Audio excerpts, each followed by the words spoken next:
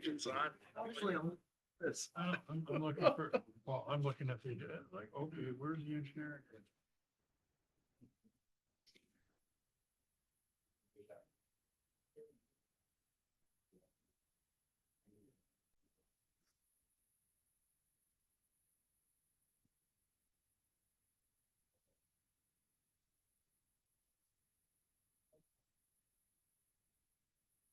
Hi, Renee, are you able to hear us?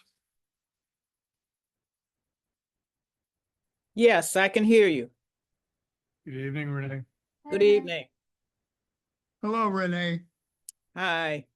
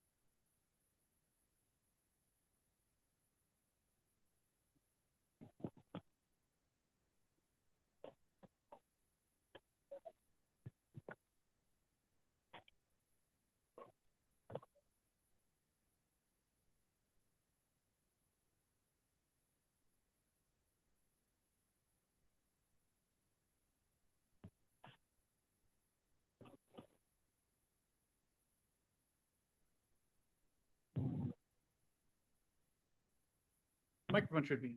Yeah, okay. Probably is, yeah. And Mr. Chairman, it is 5 PM. The recording's already started. Okay. Okay. I'd like to call the meeting to order and please stand for the Pledge of Allegiance.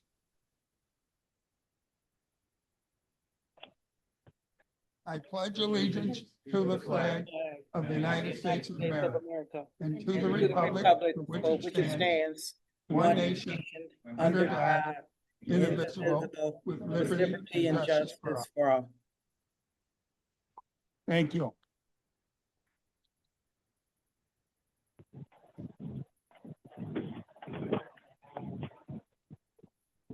Attendance, Sean? Board Member Cole, Here. Board Member Dean, Here. Board Member Kimball, Here. Board Member Larkin, Here. Chairman Sirianni. Yeah, here. Are there any presentations? No presentations this evening, Mr. Chairman, and there are no speakers signed up for public comment. Okay.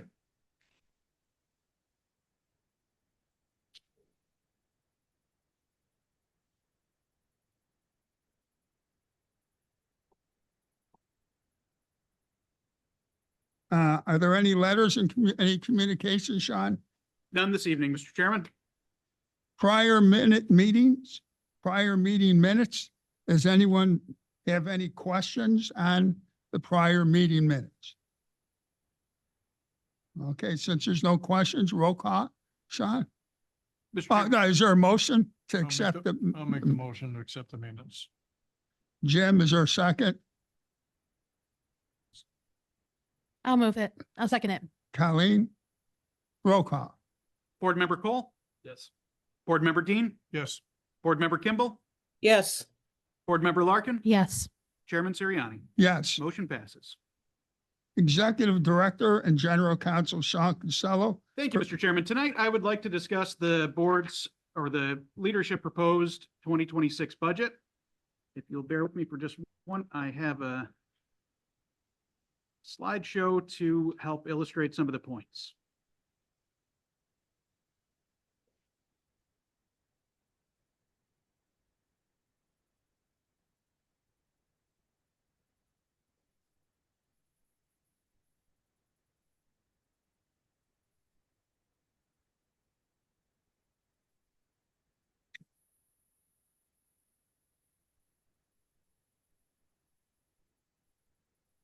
All right. So the 2026 proposed budget was included in the board's agenda packet. The memorandum that accompanied that budget is posted online for the public to review if they so desire.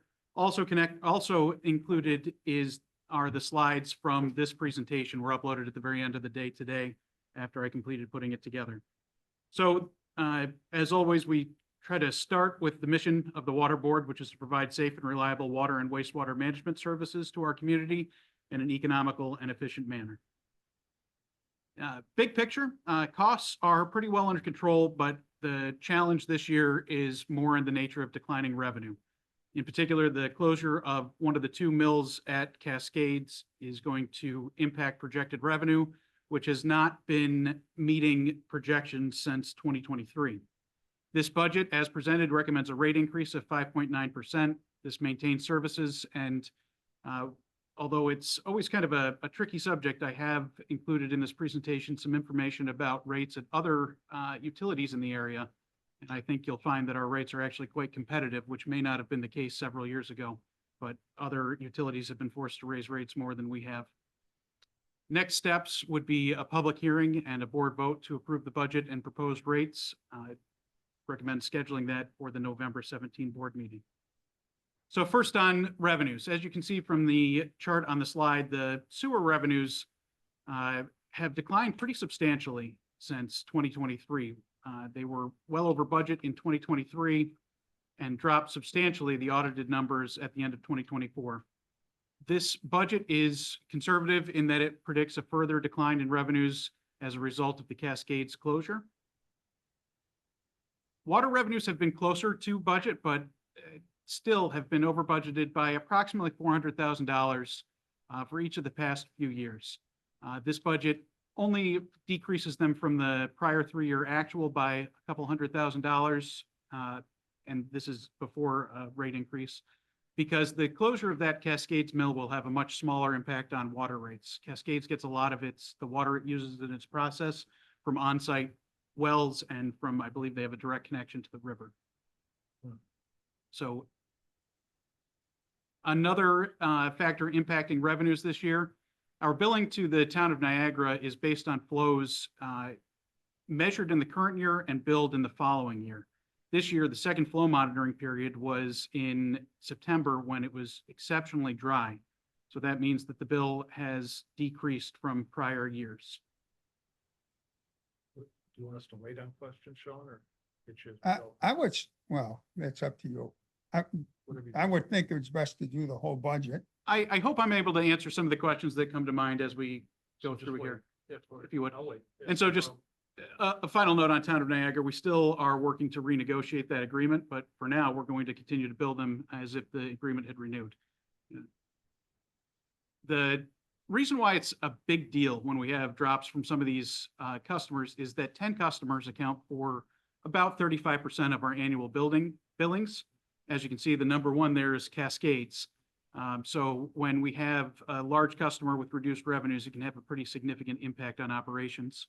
Also notably, it's very hard to predict revenues because our industrial customers fluctuate a lot on an annual basis. And you can see, for example, number 2, Niacet, our total billings to Niacet in 2024 were 1.8 million. Through June 30th of this year, we had billed them nearly 1.8 million. And that's because they had a partial failure or a part of their pretreatment process or a holding tank wasn't online, so they just had higher billings for certain parameters. And that happens a lot with industry. There's a lot of variability in production. Expenses, overall, we'll discuss a couple of cuts that are made in this budget, but they offset a lot of those expenses that have increased. 2 areas that remain some of our largest expenses are debt service and chemicals. And the largest single cost increase in this budget is attributable to, or anticipated cost increase for next year versus this year, is attributable to the sludge disposal bid, which has increased 37% from prior contract. This chart's a very rough approximation of the different areas of the budget, just to give a sense of where the major cost centers are. So on debt service, many people do not realize, but when the water board was spun off from the city, it came with $110 million in debt in 2003, 22 years ago. As of 12/31/2024, we have about 68 million in debt outstanding. So our net debt service, and I believe it should have been 2026 for next year, will be $7.9 million, or about 20% of our budget. Sludge disposal is a pretty disheartening chart to look at, the increase in sludge disposal costs over the past few years. And in particular, the bid from 2023 to 2025 jumped 37% to the 2025 to 2027 bid price. Long-term, as part of our preliminary engineering report in connection with the wastewater treatment plant, we are looking at options, including a sludge dryer. When we've reviewed those in the past, the payback period with the net present value of the investment didn't make sense, given the inputs that are necessary for a dryer. You know, it's very energy intensive, but that calculus, that math may have changed as the cost to dispose of sludge has increased, and we only see that going up. There are fewer regional options allowing for sludge disposal, and there are some actions at the state level that may cause more sludge to have to be diverted to landfill. Because of PFAS, there's some restrictions on land application of biosolids by those facilities that are able to. Our current sludge that we produce is not a Class A biosolid, so it's not suitable for land application, and that's partly because of our treatment process. A couple of other significant costs that are in every budget, but just important for the board to understand. 2026 retiree benefits are $2.8 million. That's close to what it was last year. Importantly, though, benefits for newer retirees will be less expensive. They are enrolled in retirement in a different medical plan.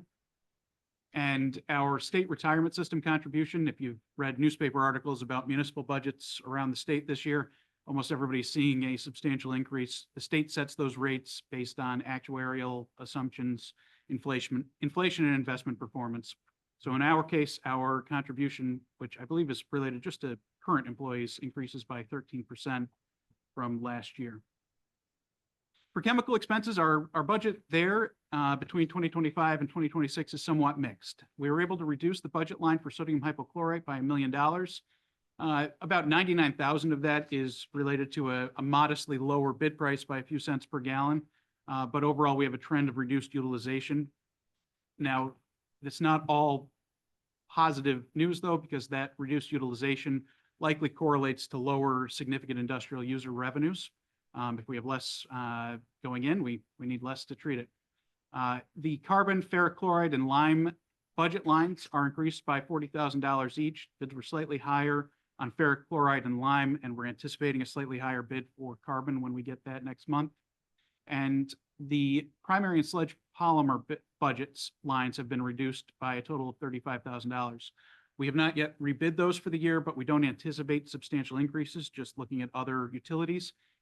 And based on utilization, we're able to pare those back a little bit by $35,000 between the two of them.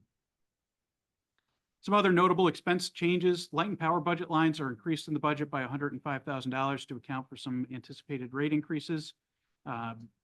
The water treatment plant sludge now goes to the wastewater treatment plant for treatment. This year, we had in the 2025 budget $100,000 for water treatment plant sludge disposal because there was one final bed that needed to be cleaned out. That work is now done, so the sludge, all the sludge from this plant, we anticipate sending to the wastewater treatment plant next year. So that $100,000 cost isn't there. It's not a complete removal of that expense because we're still going to have to treat it at the wastewater treatment plant and ship it out, but it's a much less labor-intensive process if it's going directly to the wastewater treatment plant. We don't have to dry it out in the freeze-thaw beds and then use a lot of either employee time or bring in temporary operating engineers to load it onto trucks. And a couple changes in insurance. This June, the board approved a new workers' comp carrier. The premium there decreased by about $89,000 from last year. That is almost completely offset by an increase of $82,000 in our property and liability insurance premiums. Personnel costs are pretty well in control. Notably, the total budgeted personnel expenditures for 2026 decreased by $326,000 versus the 2025 budget. We see a contractual wage increase. As the board knows, new union contracts were settled a year ago.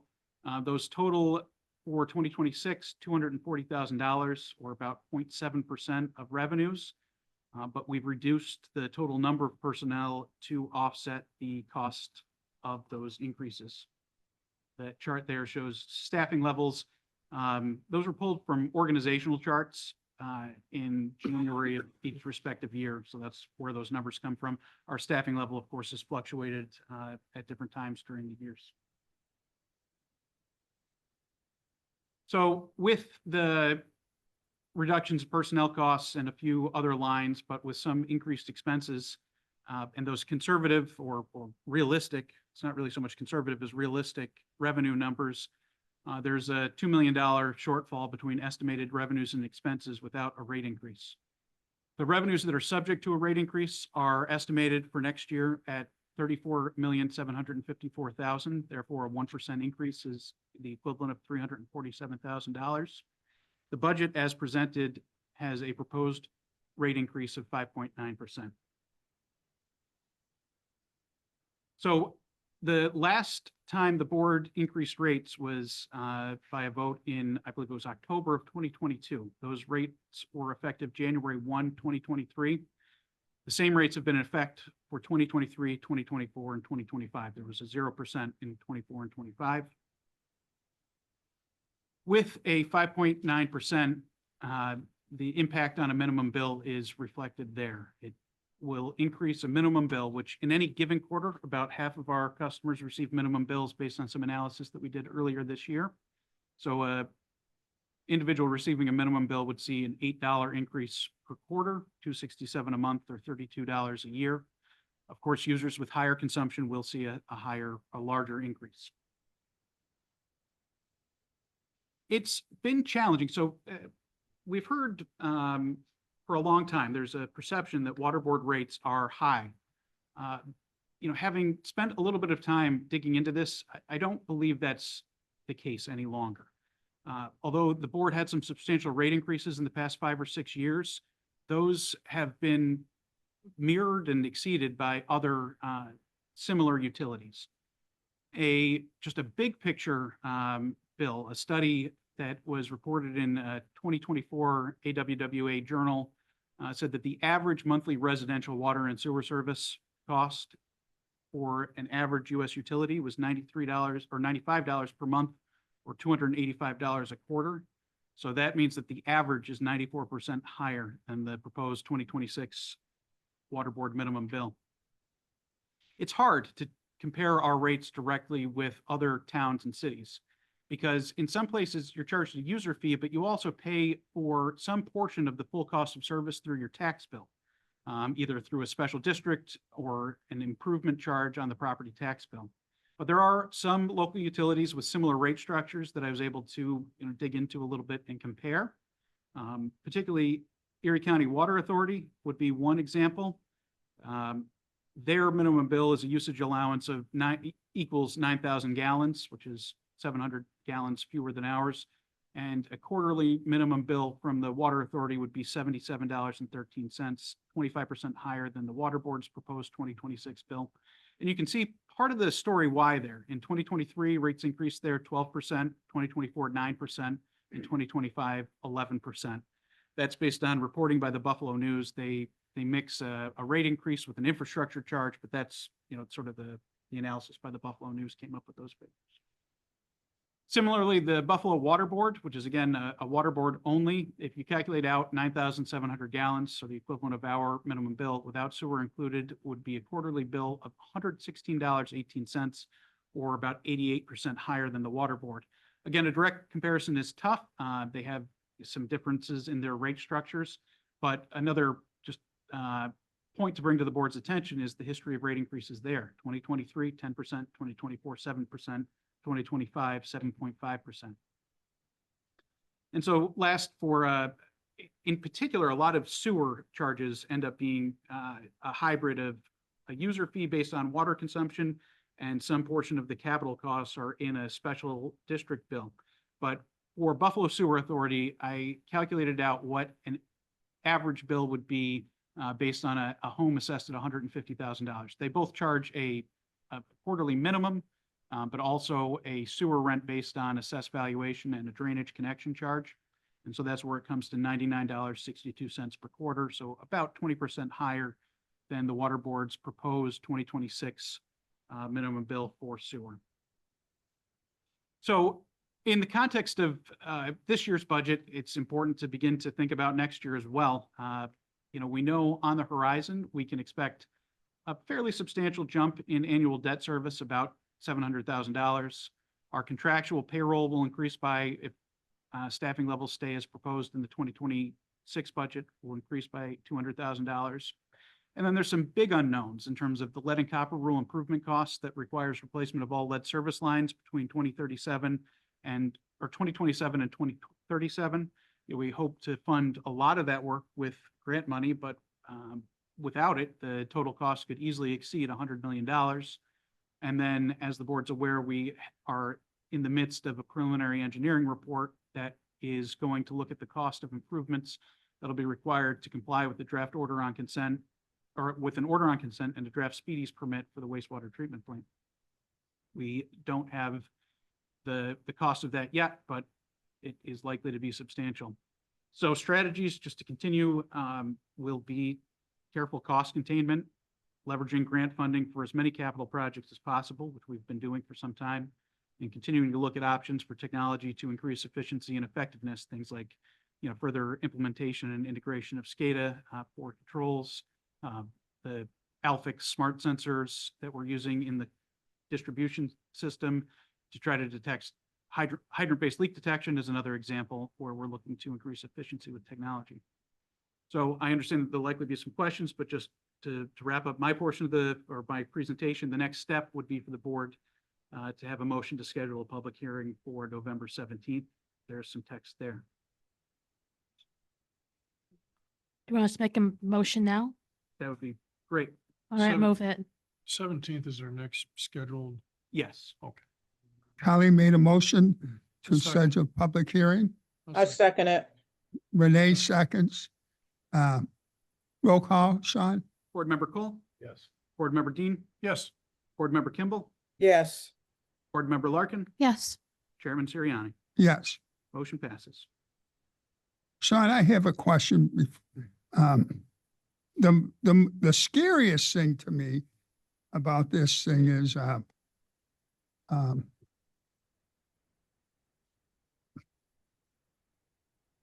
lost my train of thought here. The scariest thing is the sludge. And how do we control that?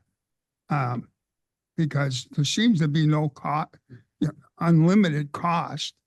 And I don't know what we can do about it right now, but I mean, there's a number of issues, but trying to get rid of the sludge seems to be the biggest problem moving forward.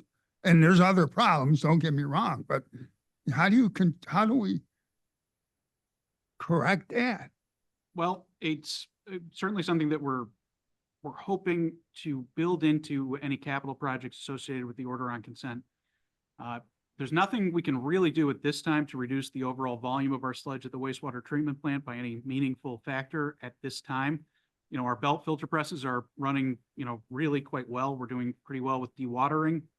As part of Project 3, we will be refurbishing those belt filter presses in the next probably year to 2 years, but it's more about keeping them running, efficiently, effectively, and reliably than it's not likely to lead to a dramatic change in how well we dewater those solids. We're looking at dryer technology and things like that. Some of the most effective means of reducing sludge volume, like pyrolysis, which essentially makes a charcoal product out of, or reduces the solids to charcoal, have issues in that they require air permitting that is not likely to be easy, given that Niagara Falls is an environmental justice area. So adding potential air pollution burden would not work well. The sort of in the future, long term, there's a new technology called supercritical water oxidation that reduces the sludge essentially to hydrogen, oxygen, and minerals. That's a new technology that's being piloted.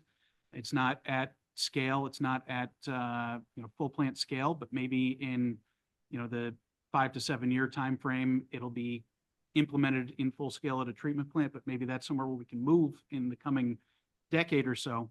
In the near term, it seems at this time, that the best option would be as part of our wastewater treatment plant improvements that we look at and likely install, just based on these, increased costs. It really has to begin to make sense economically. A dryer, more conventional dryer powered either by electricity or natural gas that will further reduce the sludge volume. One angle that we would look at is whether we could get a larger low-cost power allocation with the Power Authority in order to make that cost effective. There is room, I believe, in our existing sludge handling building to probably reconfigure that and potentially install the dryer. So that's something, years ago, we began to look at improving our conveying system at the wastewater treatment plant so that we could load roll-off type containers instead of the luggers that we're currently using. Right now, when sludge comes off the line, it drops, there's essentially just one chute for it to drop into, and it drops into well, it's called a lugger. It's not a very large surface area container compared to a roll-off dumpster. If we were able to load like a roll-off type container evenly, it would reduce the hauling fee. So right now, under our current bid, each trip with roughly 11 tons, I think we ideally we're getting 11 tons in each lugger before they're being hauled off to modern disposal. Each time they haul off one of those luggers, it's a $450 round trip. So to the extent that we can reduce the number of round trips, that's something that, potentially is within our control. But the short answer is there's no quick fix, but it is a recognized major issue that we're working on. We're trying to find some solutions. And that's one of the specific items that the engineering firm working on the preliminary engineering report has been asked to include in their evaluation, and ideally in any, proposed capital improvements. Certainly, we're going to be aggressively pursuing funding for any major improvements of the wastewater treatment plant. And so I'd kind of like to roll all that into one, capital project and capital request rather than have to try to fund it separately in the future. But Okay, we're not quite there yet. okay, thank you. Are there any questions for Sean? Yeah, I got one. Sean, earlier you said we use a Class A process and it's not suitable for, it can only be sent to modern, right? We can only landfill ours. There's the possibility of a beneficial use determination to do like mine reclamation. I looked at that in the past and we really weren't eligible because of the metals content of our sludge. So we don't produce a Class A biosolid right now. It's not I don't know what the correct descriptor is, but it's not suitable for land application or, to pelletize for fertilizer because we don't have a biological process and we're using a lot of alum, a lot of alum's coming from here. There's a lot of metals in our sludge that wouldn't be suitable for land application. So is it possible that, the new plant, is it being looked at, change the process to provide us with some alternatives for disposal? The process definitely will change, or likely will. I don't want to be too definitive, but very likely is going to change. And yes, we can look at improving or, getting the biosolids to the point where they might be suitable for land application. But at this time, the current regulatory outlook is everybody who's doing that now is beginning to panic because there are new restrictions. New York doesn't have too much in the books in terms of regulations yet, but other states like Michigan and Maine have restrictions on land application of biosolids because of the bioaccumulative effect of PFAS that's inherently going to be in the sludge. So we certainly wouldn't want to be investing much right now, given the likelihood that we would still have to landfill it anyway if we were able to make All right, so biosolid. There's no other process or land use because of the PFAS? No. So some other options, there are limited opportunities to use sludge for mine reclamation. There's not a lot of that around here. But when we've looked at beneficial use determinations a few years ago, there was a lot of work at the where the big steel company used to be in Buffalo.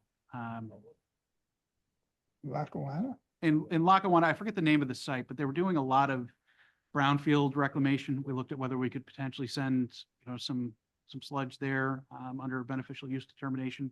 And the metals content, the mercury and other metals were too high to have that accepted. Okay.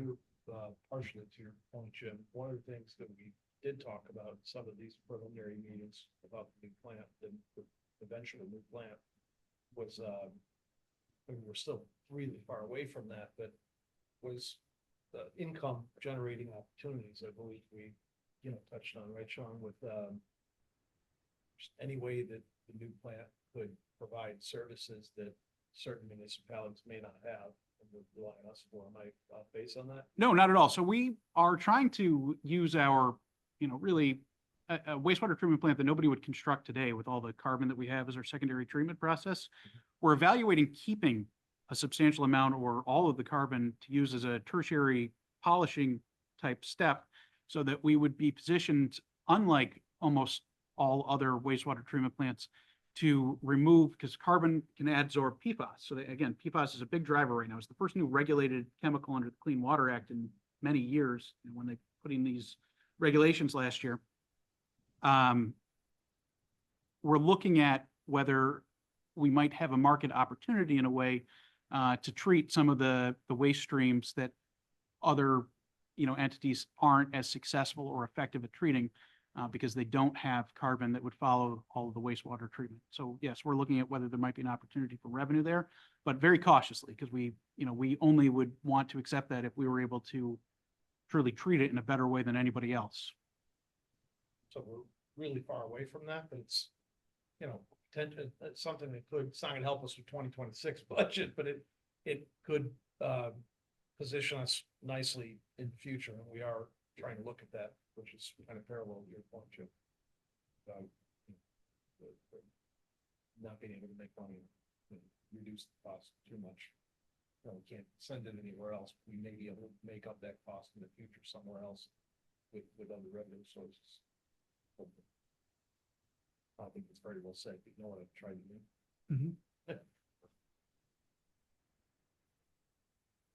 Are you good, or I have a question or two. I don't want to take up all night on it, but I'll try and keep it brief, Sean, but could I please have the slide that showed the top 10 users? They were all commercial use, of course, but if that's easily retrieved. At the end of the road.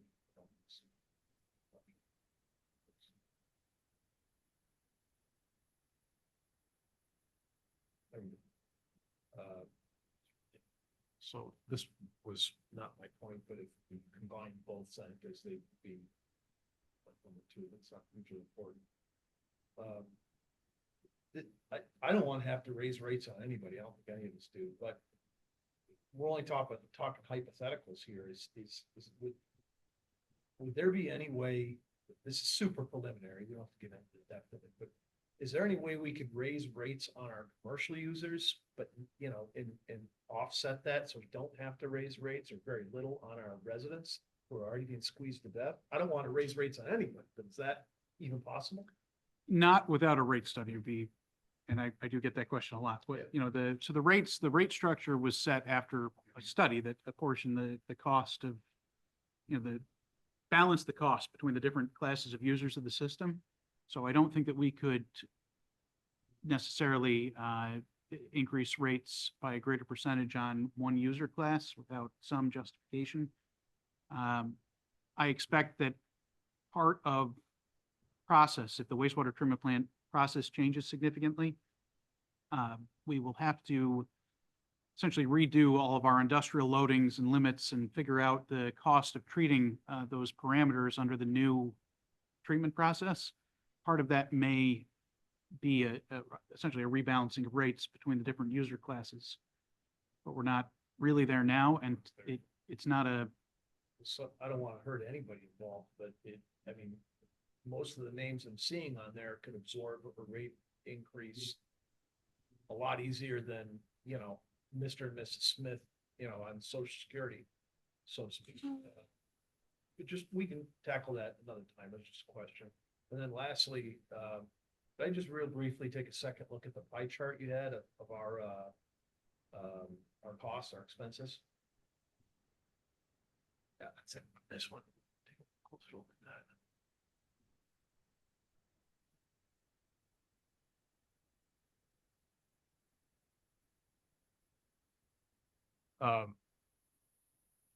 I may be way off base on this, but you would be the knowledgeable party, and I just don't know the answer. The chemicals, I had heard just living in the city, they, so to speak, say that at one point, this may be incorrect, so I mean, this is a question, but at one point, we were supposedly buying our chemicals in a group with other towns, and that somehow, some way stopped at some point. And is that true? And if so, is there something you probably already looked into? Absolutely, that is true. So what we were doing, we were in a purchasing group with several towns that had, if we used 1,000 gallons, the other entities used a gallon. So the bid prices had to reflect for everybody the same cost for transport and everything else. We realized it was more, as a bulk customer with one delivery point, our pricing was likely to be better if a potential supplier didn't also have to agree to supply, 900 gallons versus 900,000 gallons to another user. So by, I guess you could say, going it alone, we simplified the bid. We gave more, predictability for potential bidders. And since we were by far the largest user that was involved in those bids, we kept it in that way. It was an inconvenience. It was a service that was provided going back many years. I believe the city was putting out the bid as a cooperative. And the logic there, I do understand, a larger volume, in theory, you're getting a lower unit price. But now that we see so much of the cost, for example, with the sludge disposal, which is not a chemical, of course, but you see how much of the cost is in just the hauling fee. It didn't make sense for us to be subsidizing the deliveries to other entities that had much smaller quantities. That makes sense. Okay, so what I heard was, as often is the case, partially true. That's super helpful. You put a lot of work into this, so thank you. This is great. Appreciate all the work. Thank you. I'm good, Mr. Chairman. Thank you. Are there any more questions to Sean? Sean, Renee? yes. First of all, I want to thank you for putting together this presentation. It's, you really broke it down like how I wanted to see it broken down. It makes it easier for people to really get a good view as to exactly what's happening with this budget. Now, I wanted to know, what can we do about our debt service increases? I mean, just our debt service, period. So, yeah, the opportunities that we have are in refinancing when it makes sense. We were able to take advantage of favorable interest rates. I believe it was in late 2021 going into 2022, and we refinanced one of the tranches of debt, and the net savings over the next 20 years of that loan were about $1 million. There aren't too many other opportunities for us. We're very fortunate that much of the debt that we incur, so the approximately $700,000 that will be coming back or hitting in the next year, or I guess maybe at most 2 years, that will be through the Environmental Facilities Corporation. We get subsidized financing, often 0%, or a hardship rate that's very low, because Niagara Falls is a disadvantaged community. I don't foresee, and I don't think that we would have any reason to seek financing for projects on the private market where costs would be a lot higher. But there's not really anything we can do that I'm aware of to reduce our current debt burden. I mean, there might be an opportunity to refinance and just push the can further down the road. But because we have more debt that will be coming online from projects in the past few years, I don't know that makes a lot of sense, if it was even possible. Okay. Can I ask a question? Are you done, Renee? No, Oh, I'm sorry. that's okay. And for the next budget year, I know that our rate consultant told us that we need to do small incremental increases. Do you think that we should possibly do that for the next few budget cycles in order to keep the budget rate less than this 5.9% that we're facing right now. Absolutely. So were it not for the revenue decline, which is greater than we, had understood, the projected budgets in the past few years have been off since 2023 based on really thrown off by those 2023 revenues, I think. My philosophy is that, rates should increase by 2 or 3% if they have to increase. And, more frequently, the board often has had years with zeros. But yes, I anticipate that we almost certainly, if revenues are where we project them to be for next year, in order to meet those additional expenses that are on the horizon, modest rate increases in coming years are going to be necessary. Okay. And we don't foresee any revenue increases in the next future. In other words, you're saying that there's definitely going to be a continuing downtrend in terms of our revenues. It appears so. Unfortunately, and this is a big factor in our discussions about upgrades to the wastewater treatment plant. Usually when you're doing a major upgrade to a wastewater plant, it's because you're increasing capacity or you're doing it to accommodate new revenues streams, new development or new industry. Here, we are looking at making improvements with an even smaller customer base to serve an ever smaller customer base. So absent some new development that we're not aware of, some new industrial customer coming online that we don't know of, we're going to be continuing to struggle with declining revenues, which really I think the water board, since its inception, has had to wrestle with along the way. Okay, and one last question. In terms of us securing any additional grants out there, is there anything on the horizon that could possibly help us in the future offset some of these costs? Because if in fact we have grants, then, that's, revenue coming in and hopefully we would not, the grant would be one in which we would not have to pay it back. Well, the biggest opportunity in terms of a large expense that may be covered largely potentially by grant funds that are unpredictable. We just don't really know the future, but there is a lot of money currently available for lead service line replacement. And we're hoping to obtain a good share of that to fund our lead service line replacements. We're not getting ahead of the curve very much because we're waiting to try to get as much funding as possible for that project. I do think that something that will need to be brought to the board in the coming months, in order to really address the wastewater treatment plant, it is going to be necessary to get an extraordinary appropriation, to go to the state and to have the state budget include funds to make that project affordable for Niagara Falls. And in order to make that approach, in order to develop a strategy and to secure those funds, I think that my recommendation to the board will be that we retain a lobbyist again to, help make that ask, help package that up, help get it into the state budget. So I anticipate communicating more on that to the board in the near future.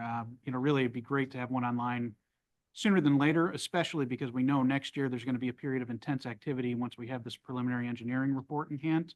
We're going to have real numbers and the timeline is eventually going to start running once the DEC reviews and accepts that report. Thank you, Sean. Thank you. Sean, and a follow-up to Renee's questions. We always try to do the right thing here, but like in the last 10 years, we'll say, rates went up 39.9% roughly, and which really is over 10 years, 3.9%, which isn't bad really when you look at the whole picture.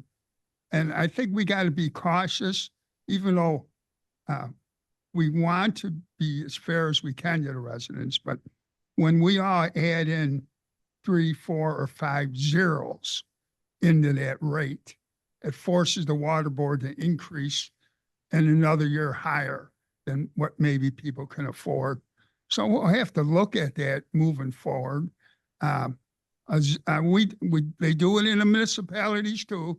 They try to, the politics of it, but 0% over the long haul hurts. Even if it's a 1%, 1.5%, something to try to offshoot, because zeros are killers. But over a 10-year average, at 3.9% really hasn't been too bad. and that's all. Is there any more questions for Sean? Mm-mm. Thank you, Sean. Just- just Oh, one- go ahead. So there's no money in the budget right now for the lead line replacement? Correct. There's, our ongoing engineering report with Hazen and Sawyer. I think that the difference between the available grant funding and the total cost of that procurement is about, it's either $130,000 or $180,000. Because that is capital planning, those funds can come, the delta can come from the capital account. But of course, those funds aren't unlimited, so at some point, we will need to start making capital investments or making specific capital appropriations for the lead service line replacement. So do we have a schedule yet when we can start to expect cost or, budgeting for the replacement? We have pending and it's listed on the intended use plan with a pretty good score, so we have a good chance of getting grant funding. We've requested, I think it's $4.7 million in this year's round of funding. With that funding, all of that can actually be used for both planning and the actual physical replacements.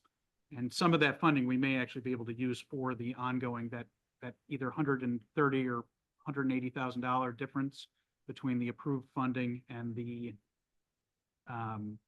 grant that we already have in place for the engineering work. But hopefully next year, if we get the award of the grant funds, we're going to be letting our first contract for lead service line replacements to replace the lead lines that we've identified. We have a whole lot more that we need to do. There's a whole lot of unknown, something like 17,000 unknown service lines still. But as we begin making the replacements and excavating, and as we get more funds for the planning, we'll be able to do that using grant money rather than water board funds to plan this moving forward. And actually, just while I'm on the subject, I don't think it'll happen prior to November 17th, but every year now, there's a requirement that we send a letter like we did last year advising people if their service line is unknown, is lead or galvanized requiring replacement. If you don't receive a letter, your line's been verified as neither lead nor galvanized requiring replacement. But I expect I'll mention it again in November, sometime in the next 2 months before the end of the year. Similar letters will be going out just like last year. Some minor tweaks to the language, but pretty similar. Thank you. Any more questions for Sean? I'm good, thanks. Okay, thank you. Thank you, Sean. Mr. Chairman, I'm sorry. Yes, I'm not rushing anybody. Is there any chance we could take 2 or 3 minute bathroom break? yeah, go ahead. Any chance that we have quite a bit left? I'll be real quick. Are we all taking a break? I don't know, do you want to continue? Colleen? No, I'm good. I mean, we could do whatever. Okay. If Matt wants to take a break, and we can wait.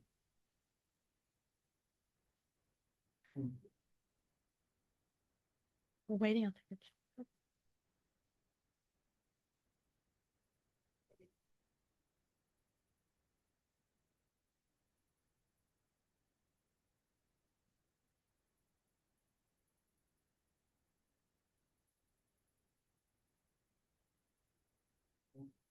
We're talking some snow Sunday or Monday, not a lot, Oh, no. but they are talking some snow.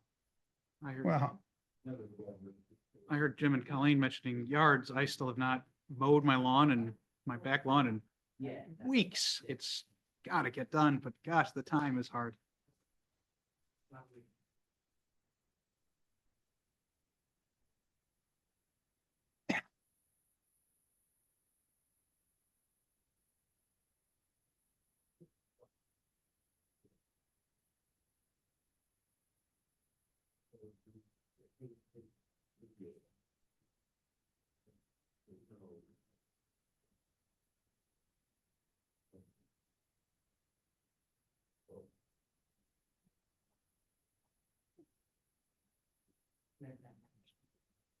no, action. I only got 4 in my car.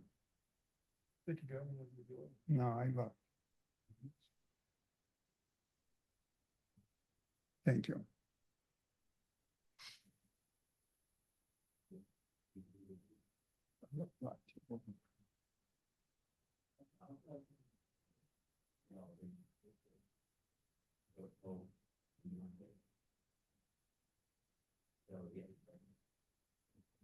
At the town, they have truck or treat tonight. Yeah.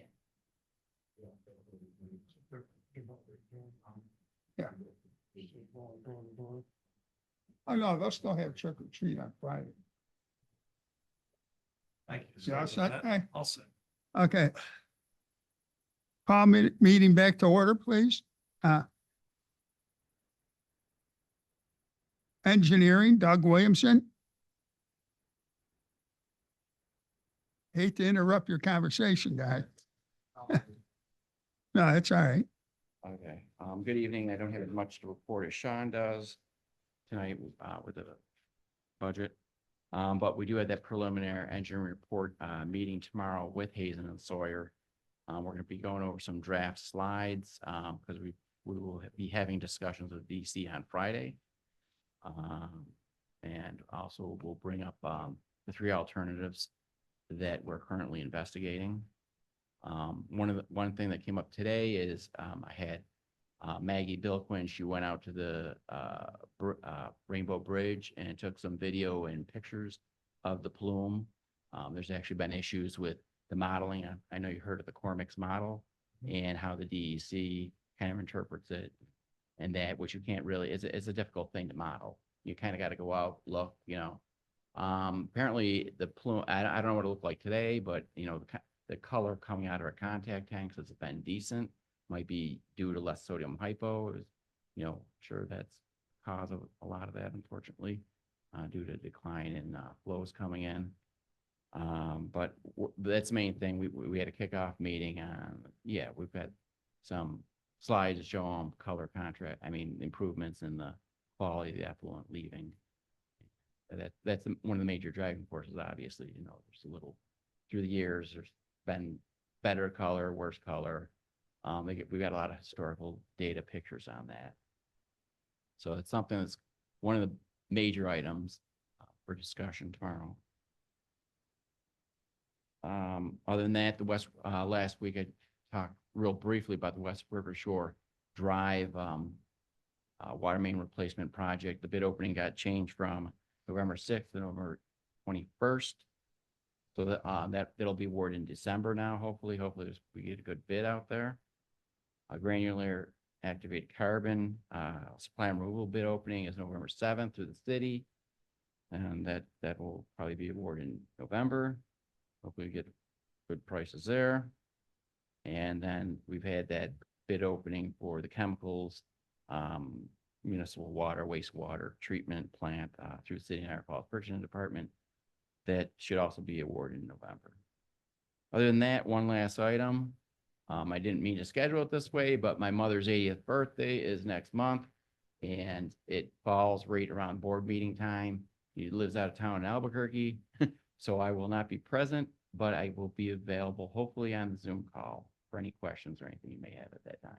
Go enjoy your mom's birthday and don't worry about here. Don't worry Seriously. about here. Don't. No, just go enjoy your mom's 80th Okay, birthday. but- Okay. Okay, well, thank you. And this so is my much. directive. I don't go on vacation very often. It's not really a vacation. No, but- no, no. You go enjoy your Okay, mom's well, thank you. birthday. Please have a life. Yeah, I got you. I'll do it a little bit. I would be mad if you don't do that. Okay. Okay, well, thank you. Any questions for Doug? We're good. Enjoy your trip. Well, thank you so much. Okay, thank you. Information technology, young man.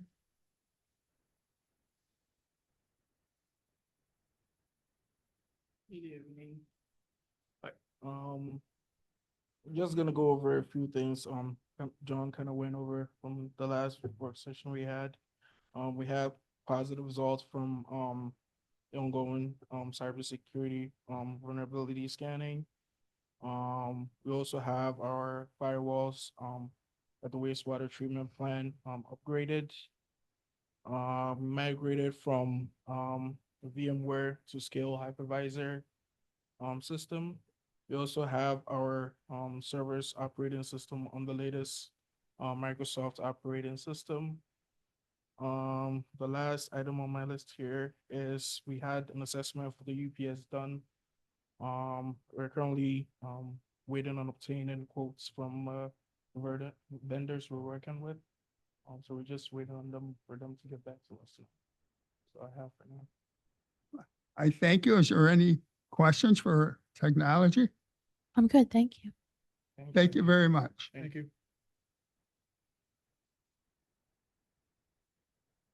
Finance?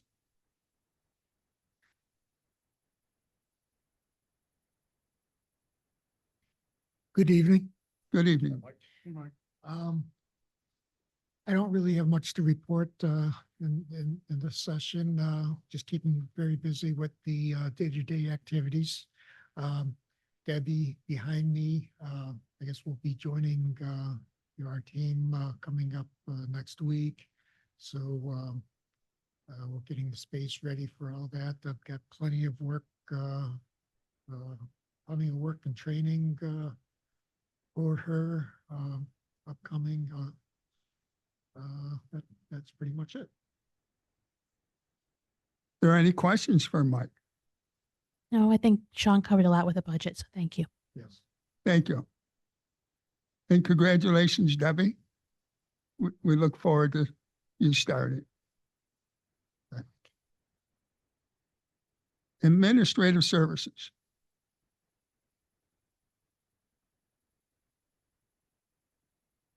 Good evening. Good evening. On the 22nd, we had a safety meeting at both wastewater and water facilities. The meetings were attended by representatives from Gallagher and Compliance. And our next meeting date is not set, but it should take place in mid-January. So we'll be doing these quarterly. We had a lot of feedback, a lot of excited people about safety. Additionally, Todd Higley from Compliance did a loss control survey for both facilities and has made 4 safety recommendations that we're currently working through at this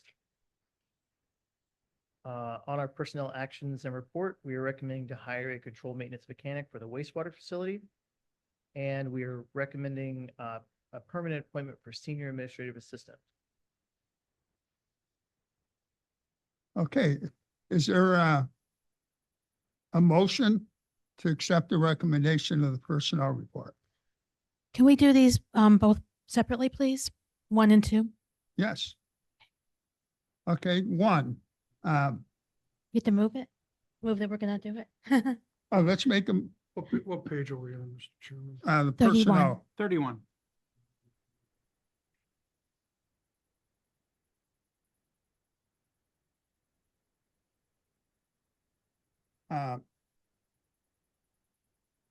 We don't have to vote on keeping it separate though, Colin. No, No. we just a vote to move the personnel action sheet. then Okay, vote 1 and I'm- 2s. Is there a motion for the control maintenance mechanic, 1 at the wastewater treatment plant? Move it. Second. Any discussion on it? Roll call? Board Member Cole, Yes. Board Member Dean, Yes. Board Member Kimball, Yes. Board Member Larkin. Yes. Chairman Siriani. Yes. Motion passes. Number 2. Aaron Macri, administrative assistant to senior administrative assistant, a permanent employee. Is there a motion? Motion. Is there a second? I'll second it. Open for discussion. Proceed to vote. Board Member Cole, This is to both, this is to both promote Aaron Macri and also eliminate a different position. Is that correct? so right now we have budgeted a administrative assistant and a senior administrative assistant. The 2026 budget would eliminate the administrative assistant and leave the senior administrative assistant. Well, I don't want to prevent Aaron from getting her promotion, like that in a vacuum I would support, but I'm not clear on the implications of these. This looks like something that would have a larger effect than just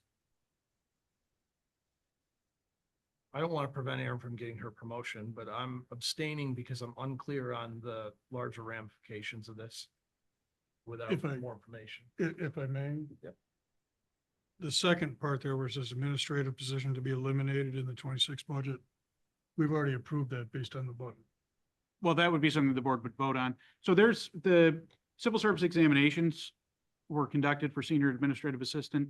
There was established a mandatory resident eligible list. There's also one name on a promotional list. The top 3 candidates, Erin is within the top 3, so she's reachable.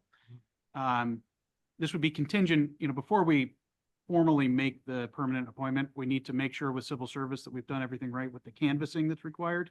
We have not had a similar situation where we had a mandatory eligible list in years, so we have not gone through all steps of this process, but we anticipate based on Erin's satisfactory service that, and the fact that she'd be reachable on the list, that we would make that appointment. So this would just authorize us to do that, but we would first, before we do that, wouldn't be effective tomorrow because we still need to get some clarification Yeah, from there's civil a few service things on how that, the procedure works. Civil Mhm. service has been slow about answering regarding canvassing. And so this could take a little while. I see. But Well, no matter I- what, we know I that she's don't- reachable under the rule of 3 Sure. as, I fully support Erin. Getting that, I don't know a lot about that, but I trust that she deserves it. I'm not clear about the rest of it. So in and of itself, how this is written, I write it up as a abstain or present, but I can't. So Sean, can we eliminate that second sentence on the administrative assistant position to be eliminated? certainly, yeah. That was just Would you vote informational, for it not, that way? I'd rather discuss it more and vote. I would be, That sentence. sure, understood. Okay. I would be more likely to, but I would want more discussion on it. So at the moment, no. But I'm far more likely to if that's the case. But I can't support it as is at the moment. So staying. Well, I'm just not sure what you're saying. You're saying you like guess the I'm one and concerned not that- the other. So we're ready. Jim mentioned eliminating the one that you're uncomfortable with. Well, it's not, it's a lack of, that gets me part of the way to a level of comfort, Mr. Chairman. I'm concerned that if this was just to give Erin, a raise, which I think we did for other people along the way in the last, half a year that I've been here, I'm far more comfortable with that, but this does more than just that. And I don't want to hurt Erin. I'm sure she deserves, a bump, but I'm concerned that it could potentially hurt or affect other things. And I don't know enough about what that's actually doing. So for that reason, for a third time, I'm abstaining. Until. Mr. Chairman, Happy to can we read move the table this until we can all get more information as to how this is going to affect everyone? Well, yeah, I I guess make a we could mo- do I that. make- I We make could a do mo- that. I make a motion to table. I second. Okay, we're open for discussion first. You second it. Sorry. Renee, motion to table. Matt second it. Now it's open for discussion. No, I when you do just a don't- tabling, when you do a tabling motion, there's no discussion. Okay. Yeah, that's how it works. Okay, Right. then, proceed, roll call, Sean. all right, the motion is to table item number 2, Board Member Cole, Yes. Board Member Dean, Yes. Board Member Kimball, Yes, Board Member Larkin, Yes, to table. Chairman Siriani. No, Motion passes 4-1. thank you, Caleb. Is there any questions for Caleb? I'm good. Thanks.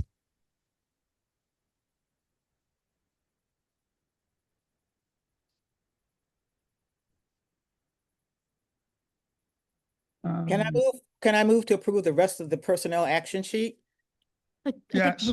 Is there a motion to approve the rest of the personal action sheet? We only had to approve 1 and 2, I believe, Rick. Is that true? Yeah, Very I think we only have to approve in 1 and 2. Yes, there were only Okay. 2 items for board. Yeah. Okay, then, but then not a Okay. problem then. It's good. First item was approved. Okay. Okay, so everything's good then. Everything's good then. Thank you. Thanks. Hold on a second. Let me get back here. Mike Eagler, did you want to do it? Just a quick one, it seems like the 10:59, if you have time, or we can put it on, or whatever the board is comfortable with. No, let's do it now. I'm sorry, Mr. Chairman. That's you, not me. It's, Yeah, whatever you're comfortable with. I'm, I know everybody wants to go home, so it's totally up to you. Nothing earth you're up. Why don't you just do it All then? right, we'll do it real quick then. Sean's gonna help me out. I do have, an objection to having follow Sean's, PowerPoint. I don't think it's fair for me to follow Sean. Sean did a good job. Let's He give did a him, great he job. did a real And good then job with that. The So other aspect is Thank my you. mother's birthday's not coming up, so I can't even have the sympathy vote there, so. Just We'll bear find a with sympathy me, vote okay? for you, If Mike. it's okay with the board, I'd like to approach the TV.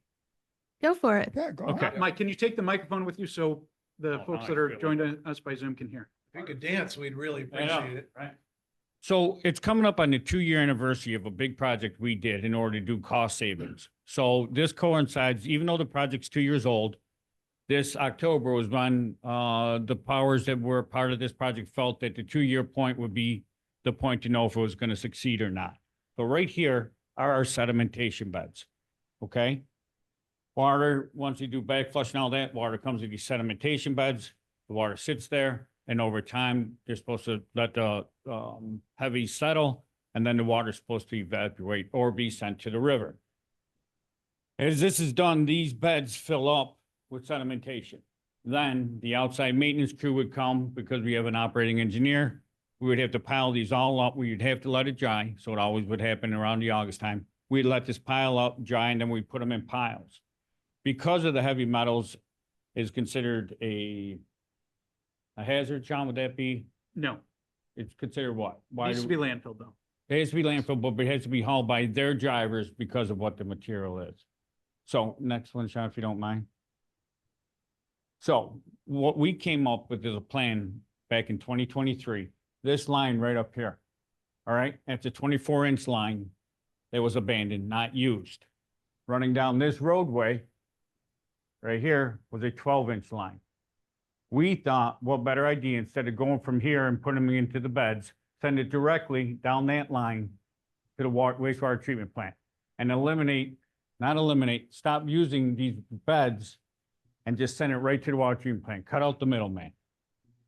So when we started this project, next slide, Sean, if you don't mind.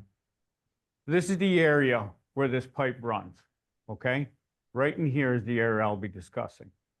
So what we want to do is take this pipe, instead of going into here and then back into the sedimentation beds, take it directly through the 12, down Buffalo Avenue to the wastewater treatment plant.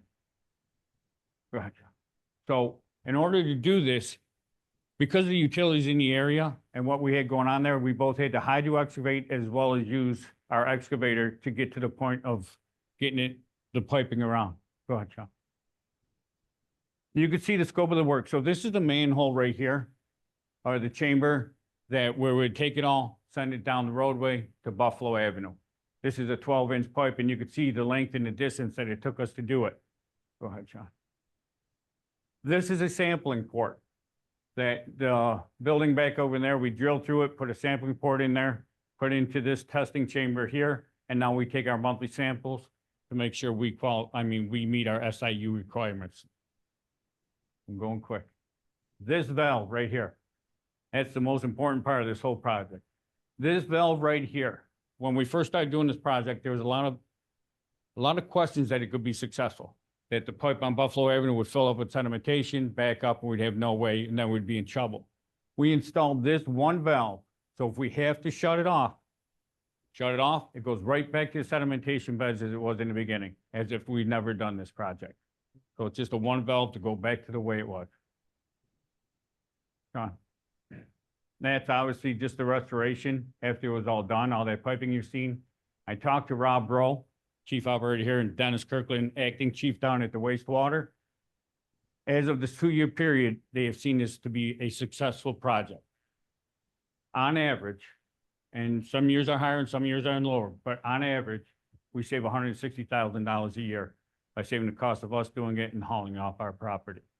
These sedimentation beds, as the time goes on, they'll have to I would not eliminate them, but maybe one and keep two in case we ever have to go back for whatever reason. But we're looking at 160,000 savings a year, and this started to be in full implementation January of 2024.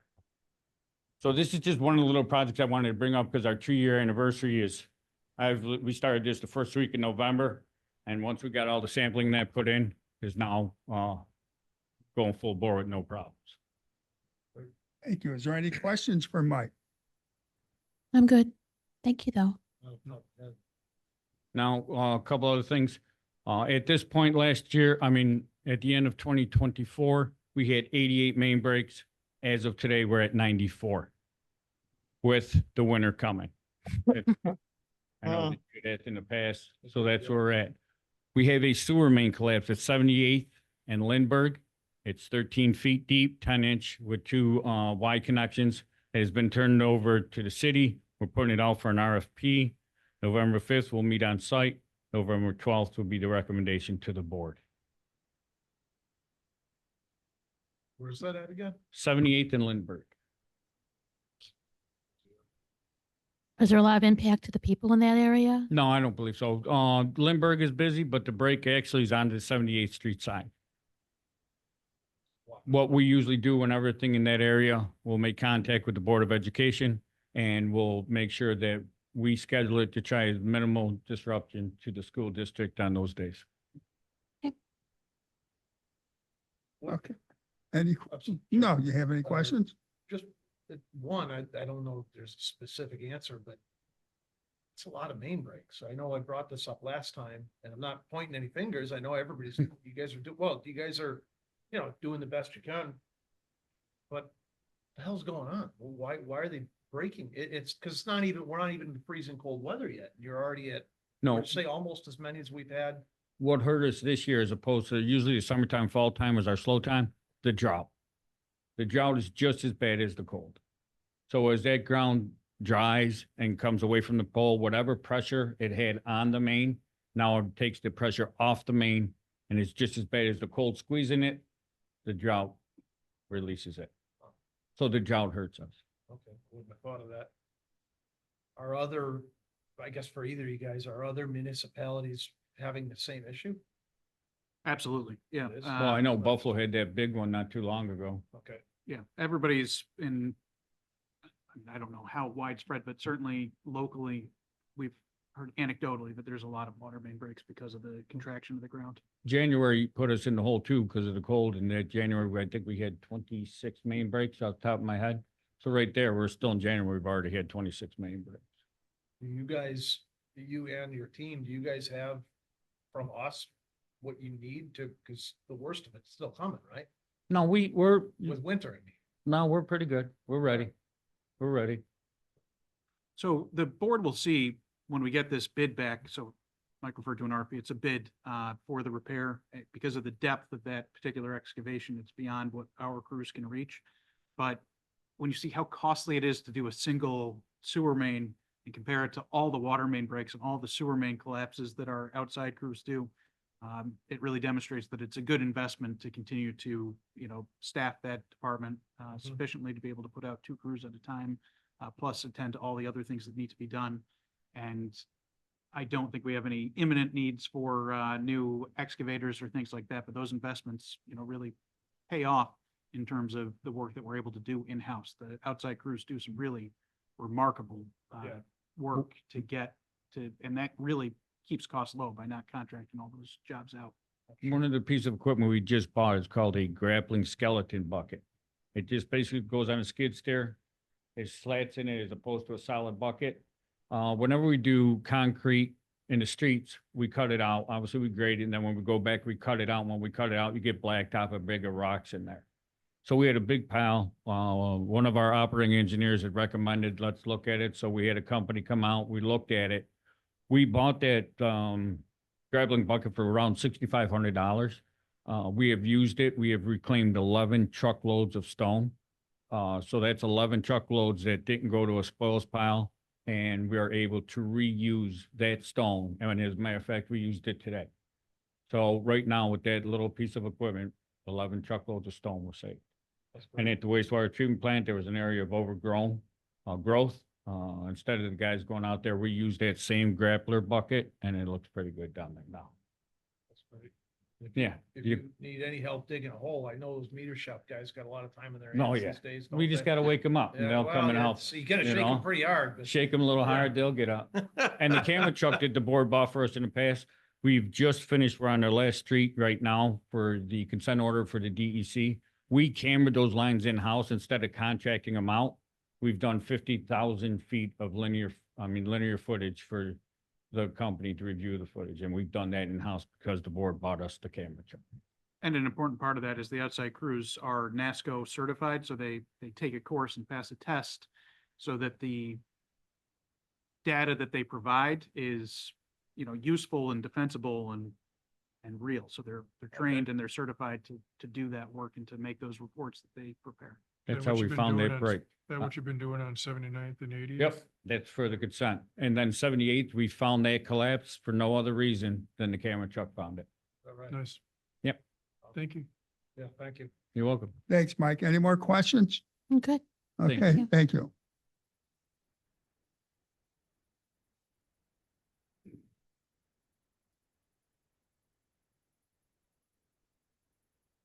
I think we're on to resolutions now. Resolutions, Sean? Mr. Chairman, the first resolution is 2025-10-001, water treatment plant intake inspection, repair, and Thank- cleaning, beginning at page 32 of the agenda packet.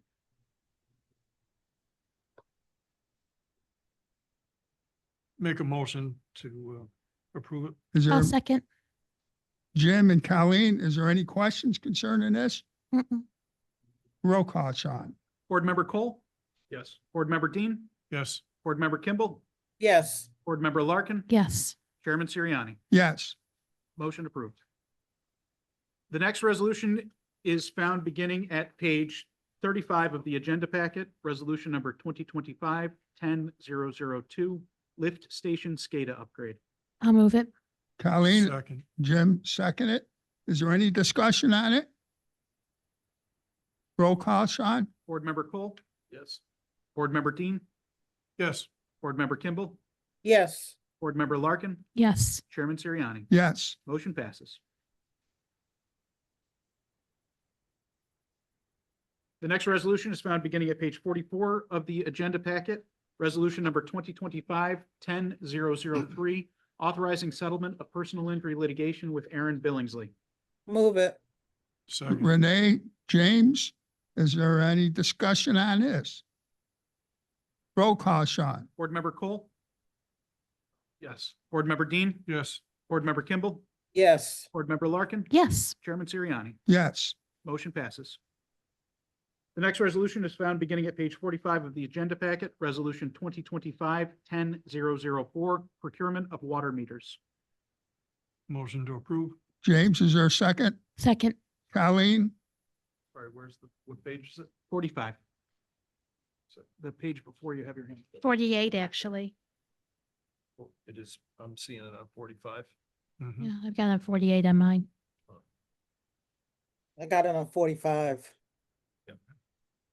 So I got a faulty thing here.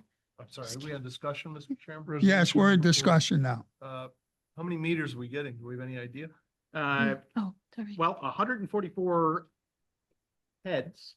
Oh, there was Meter another heads. one. So the resolution, the meter shop does a great job of rebuilding meters. We don't scrap the entire meter if there's a problem. They generally will rebuild what they can. So they put the register head on top. There's a disc that spins that sometimes is replaced. And then there's the brass, kind of the main part of the meter. This is an assortment of parts, 144 of the 5/8 by 3/4. That's the meter itself. I believe that's the body. There's 160 of the registers and different sizes beyond that. So it's an assortment of parts and meters, full meters. Is this, I don't mean to put you on the spot, but is this about average for what we normally place on Yes. an order, roughly Yep. speaking? Roughly $200,000 per year in meters. This one, the novel thing about this particular quote is the first time there's been a tariff surcharge. The tariff surcharge adds approximately $5,000 to the overall cost of the procurement. That's not horrible. Compared to some that I'm hearing. Okay, thank you. Any more questions? Roll call, Sean? Board Member Cole, Yes. Board Member Dean, Yes. Board Member Kimball, Yes, Board Member Larkin. Yes. Chairman Siriani. Yes. Motion passes. The next resolution is found beginning at page 48 of the agenda packet, Resolution 2025-10-005, exercising option for EFPR Group CPAs to perform 2025 audit.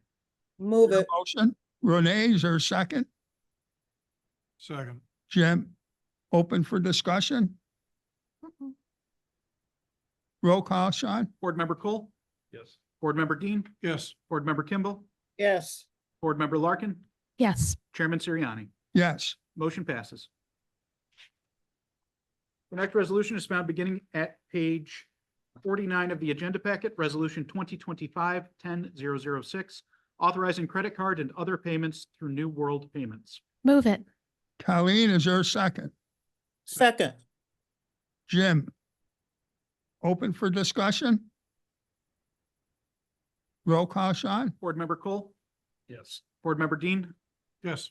Board Member Kimball, Yes. Board Member Larkin, Yes. Yes. Sorry. Chairman Okay. Siriani. Yes. Motion passes. Okay. The final resolution in the agenda packet is found beginning at page 57 of the agenda packet, Resolution 2025-10-007, appointment of Deborah Zolkowski as Deputy Director of Financial Services. Move it.